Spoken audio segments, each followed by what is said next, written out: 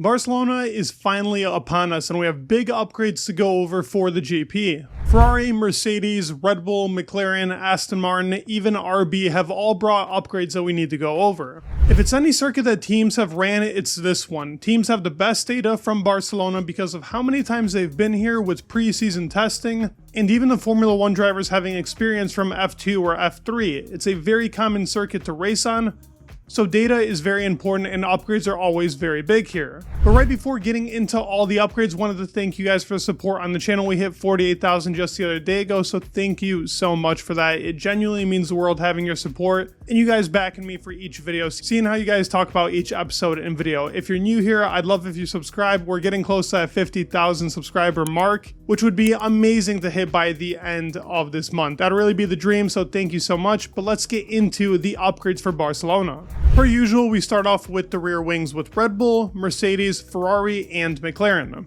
It's going to be a high downforce track. We already see it with the Red Bull how big their upper plane is with a smaller lower plane. So trying to get the most out of that DRS effectiveness, we know them to be a very fast car in the straight line. And while that isn't their main advantage this year, this should be a way better track for them. That is a medium to high downforce rear wing. Now Mercedes is actually the outlier here out of the four. Mercedes has a medium downforce rear wing.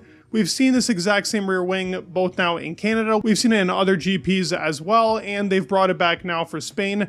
Maybe we could see revisions onto it. We do know they have upgrades here, but the rear wing is not part of those upgrades as of right now. The Ferrari has a medium to high downforce rear wing. This is a brand new rear wing that we'll go a little bit more into depth to very soon. McLaren also has a medium to high downforce rear wing. We've seen this before, nothing new from them. They've used this rear wing before and it's done them very well. So I expect McLaren to be very strong here in Barcelona. Now looking at Aston Martin, Alpine, Williams, and RB. And I will cover the Sauber and the Haas wing as well after this.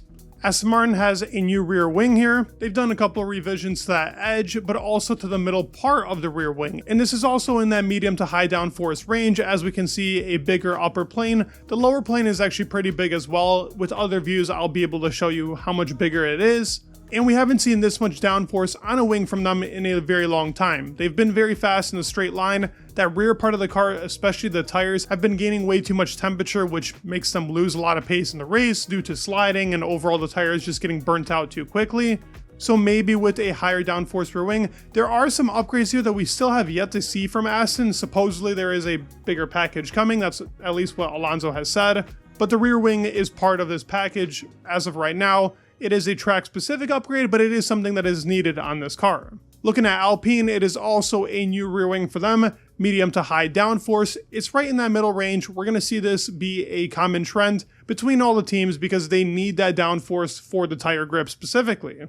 Williams has used this rear wing before, but theirs is more of a medium downforce rear wing. I wouldn't say it's medium high. It's very close. They have a big upper plane, but the lower plane is much smaller. RB actually has the biggest upgrades here. They have yet to be pictured, but this rear wing is new. It's slightly revised. It's also a medium to high downforce. We can see that with that lower plane being bigger than before. As for both Sauber and Haas, both the rear wings are a medium to high downforce. There are revisions on both wings, but not completely new ones. Sauber just brought a new rear wing to Canada, and this is a revision pretty much on that rear wing they had. They need major upgrades, and Haas has been slowly bringing stuff. We still have yet to see a big package come out of them. But now let's go into more of the details. Looking here at Red Bull, they do have a rear wing they've used before, but they're going to add a gurney flap, as you can see them doing with that yellow tape and adding that on. A gurney flap will be added to this rear wing to give them more downforce on a higher downforce track. This isn't a game changer to the car, but it gives a little bit of that higher downforce to give better balance throughout the race. Here's a better image of that Red Bull rear wing, and we did see them bring a little aerodynamic part in Canada, and while it was covered, I wanted to just show you guys again this little piece they added right towards that corner edge. And it's always the little things that matter in Formula 1 that add up to a bigger gain. Now, obviously, this probably doesn't add much time, but it's good to know, showing that Red Bull is trying to get to every minor detail in the rear wing and the whole entire car to gain more pace, because obviously it's a much closer battle right now. Looking at Aston Martin from the pit lane, we can see 4 front wings here, but one of them is different to the other 4. This is just in case they need a spare. They should be using the Imola front wing. It seemed better in Canada, and they should be able to improve upon the car a lot more as they bring more parts. Alonso does expect them to step up, but I don't think Aston Martin is really going to be a contending team here with the top 4. It's going to be too tough for them, especially on those tires.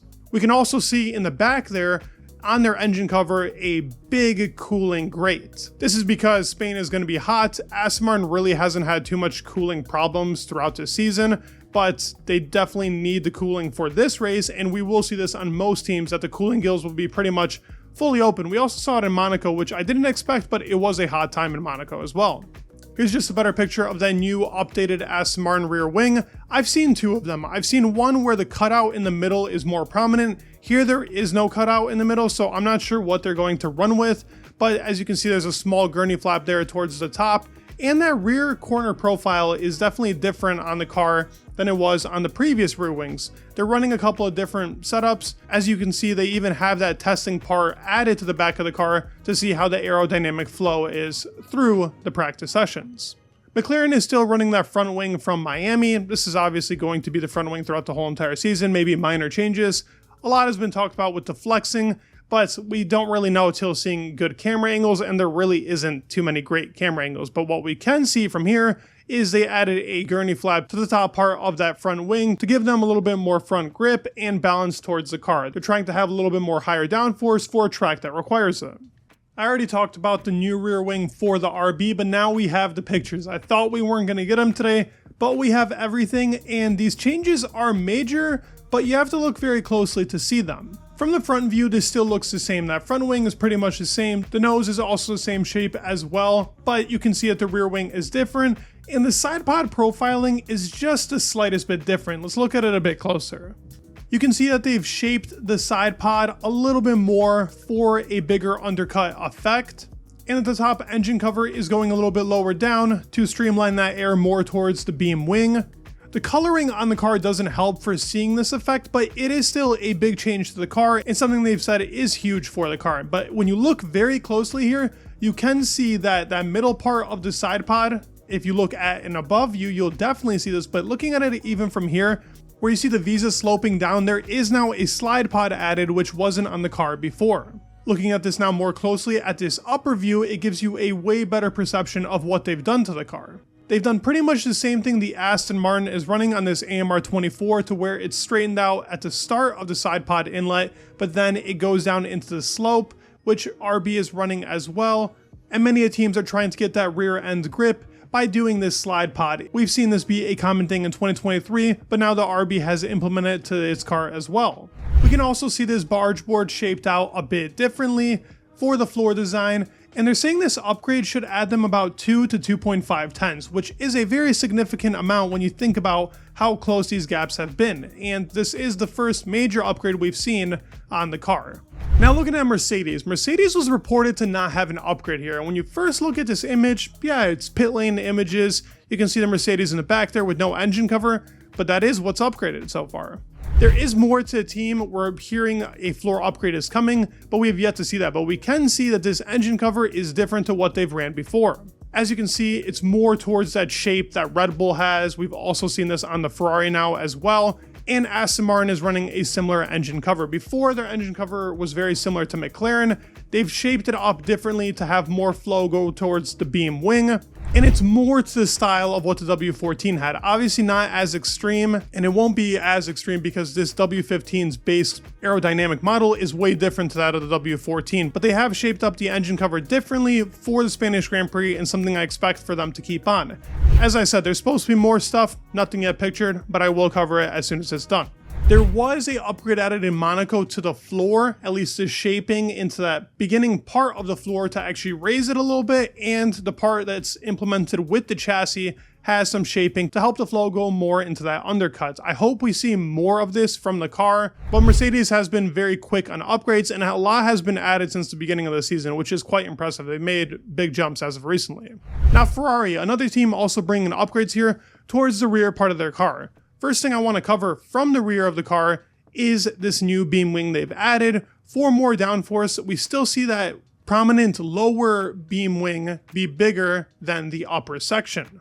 This is for more downforce and hopefully helping with the top speed on the car. This is supposed to be rear-oriented upgrades to help with low speed. That's what Leclerc has recently said. They do also have a new rear wing, which I covered as well, but here's a better picture of that, showing you how much bigger that lower plane is on the car to help with downforce. And as Charles Leclerc stated, help with that low speed cornering, which used to be a strength of theirs last year. This year, it's not exactly the same story. They're much stronger in the higher speed corners.